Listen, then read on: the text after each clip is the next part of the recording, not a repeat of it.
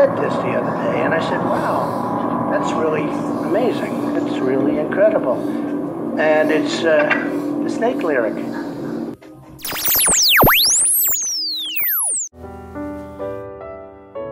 Posted June 12, 2009, Cincinnati, Ohio. Cincinnati Free Store Food Bank Digital Converter Box Giveaway. The Free Store Food Bank usually offers food and clothing to those in need, a demographic that has seen a drastic shift this past year. But today they are offering Cincinnatians a last chance to comply with the June 12, 2009 digital conversion deadline. By offering a free converter box with no strings attached, they are giving antenna television viewers one last chance to beat the digital deadline. They only show up with the energy to stand in the rain and wait their turn. The digital message has played loud and clear in a continuous loop across our television screens for nearly 2 years. Television broadcasting is changing forever, and you need to do something about it. Still, many senior citizens, persons otherwise out of the loop of information, and those who just didn't pay attention will wake up tomorrow morning and wonder what happened to their favorite Saturday morning television shows. It is July 13, 2020, when Obama was campaigning and talking about updating our broadband, getting broadband to places where it had never been, and the switch. All those who had the analog, they had to switch to digital. Well, guess what? There was a reason. SSSS, Silent Sound Spread Spectrum. I'm not going to read the whole article. I'll link below to it. The Department of Defense called it Silent Sound Spread Spectrum. Goes by the name of S-Squad or Squad. In the private sector, the technology goes by the name,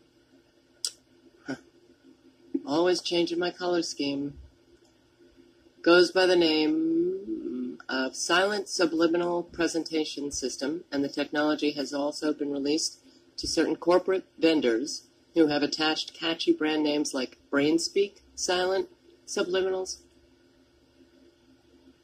SSSS is a technology that uses subliminal programming that is carried over ultra-high frequency broadcast waves, planting inaudible messages directly into the subconscious human mind. Perfected more than 20 years ago by the Department of Defense, battlefield tested upon unwitting Iraqi soldiers in the Gulf War.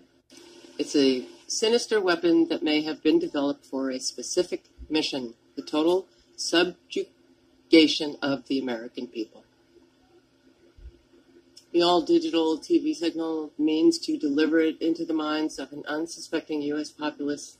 Whether that's true or not, it can be deployed by many different devices, including HAARP and Gwen towers, which would effectively blanket the entire nation at once.